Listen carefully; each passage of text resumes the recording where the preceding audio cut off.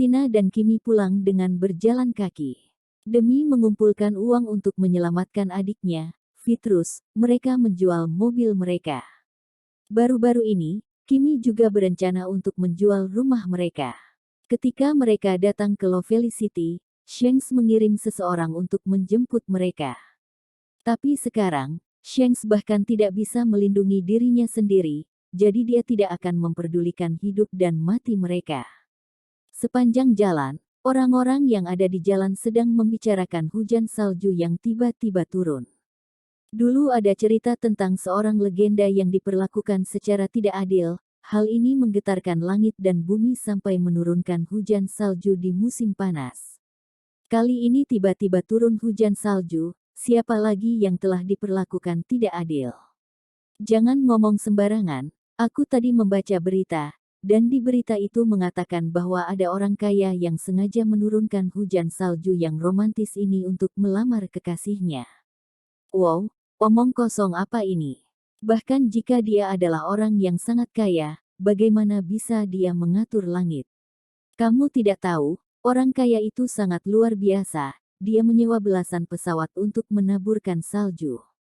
Oh iya, aku dengar Serat juga menyuruh Raja ke-8 ikut gabung membantunya, dan masing-masing dari mereka juga diberi hadiah sebesar 1 miliar yuan. Aku juga dengar bahwa seorang pejabat tinggi memanggil orang kaya itu sebagai master. Wow, sepertinya uang benar-benar bisa melakukan segalanya. Astina menjadi semakin sedih setelah mendengar ini, dia mempercepat langkahnya, tidak ingin mendengar lagi. Seharusnya, peran utama yang ada di berita besar ini adalah dirinya sendiri. Tetapi keserakahan ibunya telah menghancurkan hidupnya. Kebenciannya pada ibunya tidak bisa diungkapkan lagi.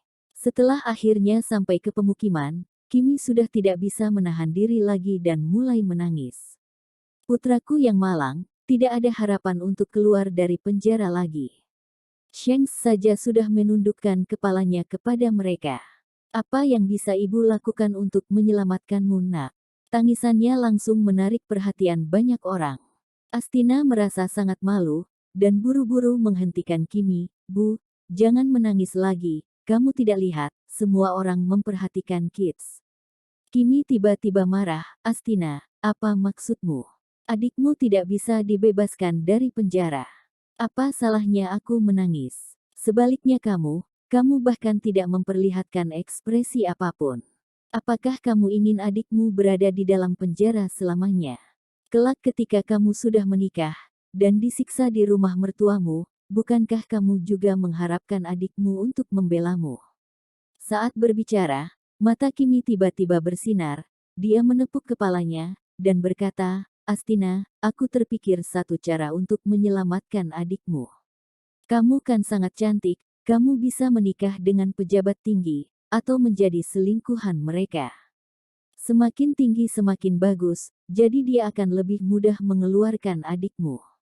Astina sangat marah, kamu gila, kamu bahkan menyuruh putrimu menjadi selingkuhan mereka, apa aku putri kandungmu? Pokoknya aku tidak mau, jika kamu mau, kamu saja yang jadi selingkuhan mereka. Kimi sangat marah, jika kamu tidak mau menjadi selingkuhan mereka, maka gantikan adikmu, masuklah ke penjara. Apa gunanya aku melahirkan seorang putri, jika dia tidak bisa membantu adiknya? Tapi kamu tidak bisa melakukan apa-apa untuk adikmu, kamu hanyalah sampah. Astina sangat sedih, Kimi benar-benar tidak menganggapnya. Dia hanyalah sebuah alat untuk melayani adiknya. Jika bukan karena para tetangga sedang melihat mereka, dia mungkin benar-benar akan bertengkar hebat dengan ibunya. Dia hanya bisa mempercepat langkahnya untuk sesegera mungkin sampai ke rumah, dan mengurung diri di kamar untuk menenangkan diri. Dan dia terkejut begitu dia membuka pintu. Ada seseorang yang duduk di atas sofa. Orang itu mengenakan jas, dia adalah seorang wanita yang bergaya maskulin. Pikiran pertama Astina setelah melihat ini adalah seorang pencuri telah masuk ke rumahnya. Tetapi pikiran itu hilang dalam sekejap, karena dia tiba-tiba merasa dia mengenali orang ini. Setelah berpikir sejenak, dia langsung ingat. Dia adalah Tamara yang membuat keributan besar di upacara penyelesaian proyek. Mengapa dia bisa datang ke rumah? Bagaimana dia bisa masuk, padahal pintu rumah terkunci? Tamara tidak menanggapi kedatangan Astina, dia terus menonton TV dengan cerutu di mulutnya, seakan-akan Astina tidak terlihat olehnya. Membuat orang merasa bingung. Tepat ketika Astina hendak berbicara, Kimi datang. Astina, aku peringatkan kamu, kamu sebaiknya melakukan apa yang aku katakan, jika tidak jangan salahkan aku tidak mengakui kamu sebagai putri. Kimi terhenti, dia juga melihat keberadaan Tamara. Dan langsung berteriak, ada pencuri masuk ke rumah. Astina, cepat tangkap dia, aku akan berjaga di pintu. Pencuri, aku peringatkan kamu, beri kami 100.000 yuan atau aku akan melaporkanmu ke polisi. Astina terdiam dan tak berdaya. Reaksi pertama ibunya setelah melihat pencuri adalah memeras uangnya. Seperti sudah mabuk, dia buru-buru mengingatkan Kimi, Bu, dia bukan pencuri, dia Tamara. Kimi tercengang, menatap Tamara dengan hati-hati, dan berkata dengan terkejut, dia memang orang interseks itu, apa yang kamu lakukan di rumahku? Apa? Tamara tiba-tiba menjadi marah. Wanita petani ini berani sekali mengejek jenis kelaminnya dan mengatakan dia adalah interseks. Kurang ajar, benar-benar tidak bisa diberi ampun. Tamara melemparkan puntung rokok yang ada di tangannya ke arah Kimi dengan marah, diam. Kepala cerutu yang terbakar jatuh tepat ke dalam mulut Kimi, dan membuat dia menjerit kepanasan. Astina buru-buru melindungi ibunya, hentikan. Tamara, apa yang kamu lakukan di rumahku? Tamara menjadi sedikit lebih tenang dan kembali duduk di sofa. Sikap dinginnya tadi, seketika dihancurkan oleh Kimi, dia benar-benar. Dia menarik napas dalam-dalam dan berkata, aku ada sebuah tawaran kerja sama untukmu, aku tidak tahu apa kamu akan tertarik atau tidak. Astina, kerja sama apa? Tamara, kerja sama yang dapat menghancurkan mereka. Kamu tidak ingin diusir dari provinsi Omada, tidak ingin adikmu berada di penjara seumur hidup, dan kamu juga tidak ingin menyaksikan kehidupan musuhmu semakin membaik bukan?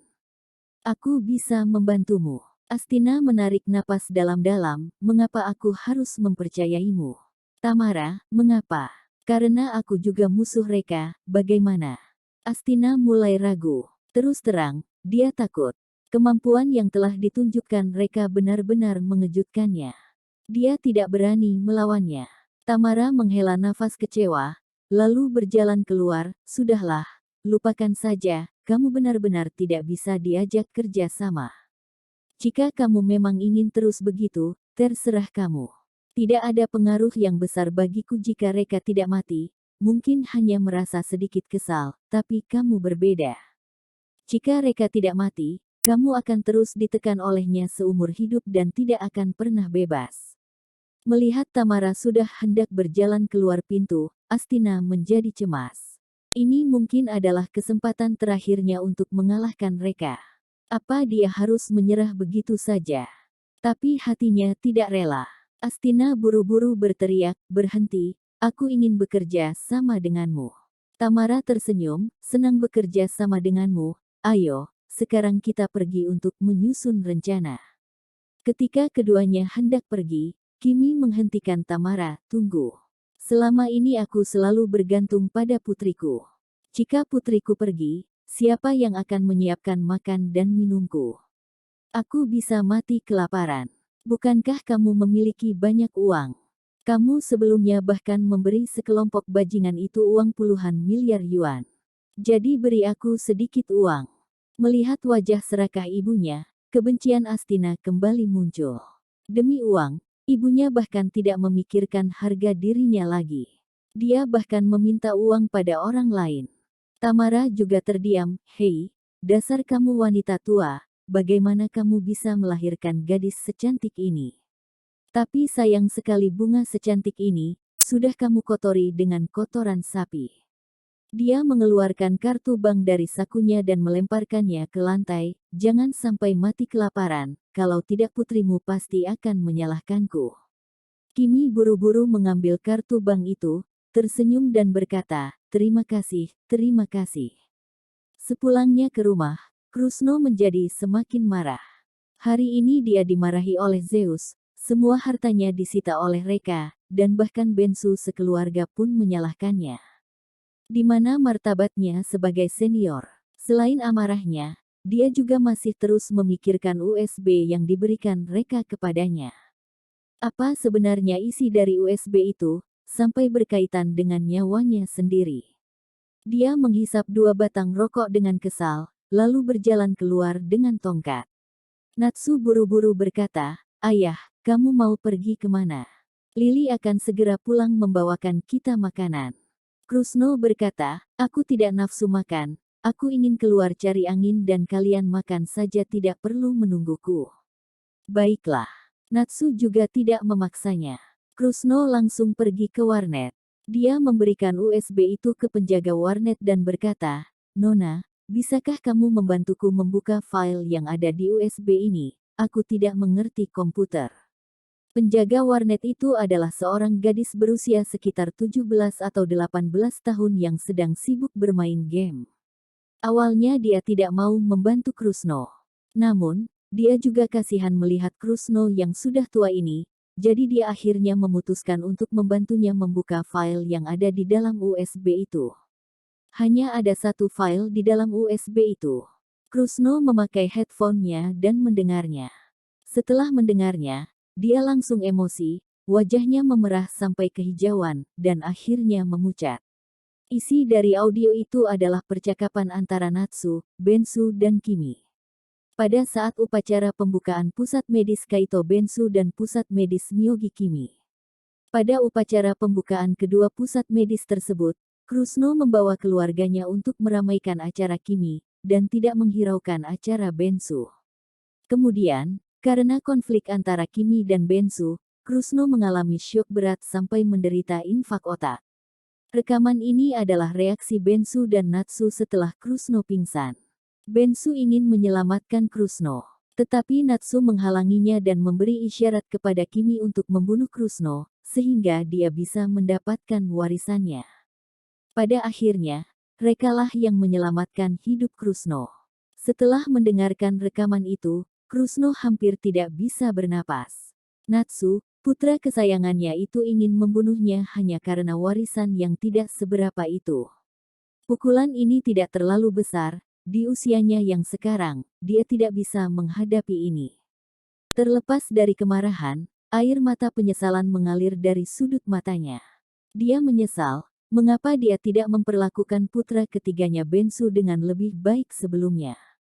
Pada saat kritis, orang yang paling peduli pada dirinya adalah putra ketiga yang selama ini dia abaikan.